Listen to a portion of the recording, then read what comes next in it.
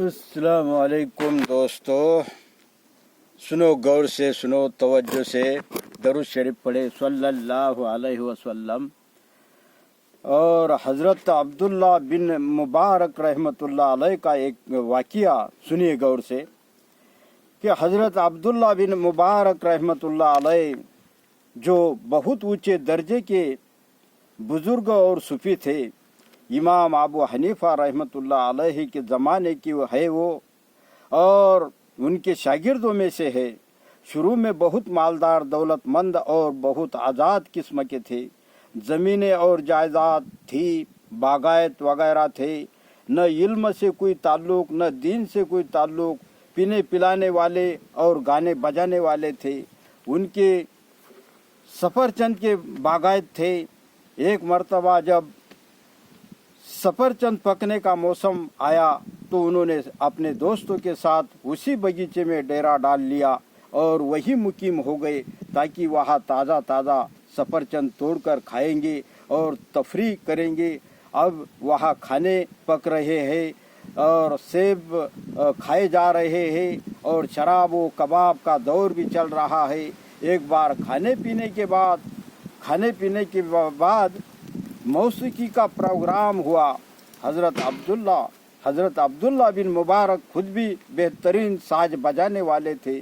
चुनाचे अब खाना खाया हुआ और बगीचे का बेहतरीन माहौल, दोस्तों की बेहतरीन महफिल और शराब पी हुई, उसका नशा चढ़ा हुआ।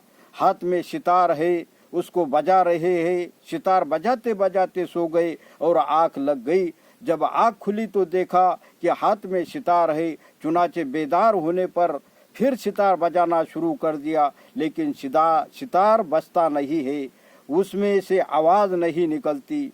चुनाचे उसके तारों को देखा और ठीक किया। दोबारा बजाने की कोशिश की, फिर भी आवाज़ नहीं आई।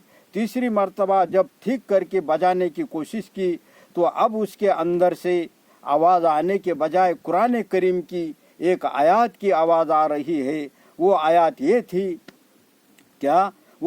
ये थी कि यानी क्या अब भी ईमान वालों के लिए वक्त नहीं आया कि उनके दिल और अल्लाह की याद में पसीज जाए? क्या कि ईमान वालों के लिए वक्त नहीं आया कि उनके दिल अल्लाह की याद में पसीज जाए और अल्लाह ने जो हक की बात नाजिल की है उसके आगे उनके दिल नरम हो जाए? क्या अब भी इसका वक्त नहीं आया?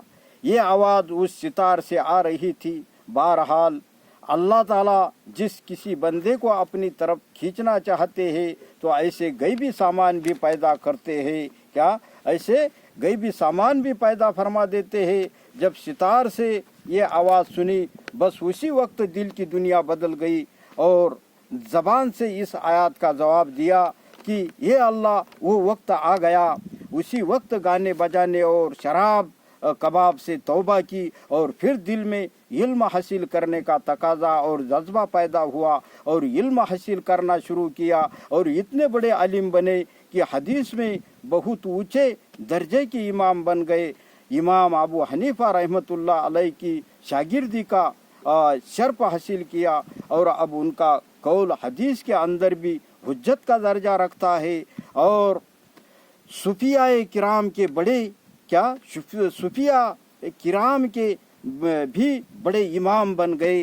तो देखो दोस्तों, कोशिश करे इंसान तो क्या नहीं कर सकता। तो अपना दिल यानी बदलो।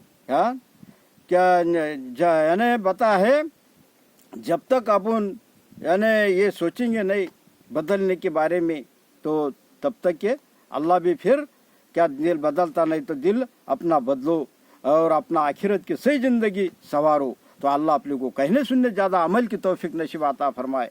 बस तो फिर लाइक शेयर ज़रूर कर दो। अस्सलाम वालेकुम।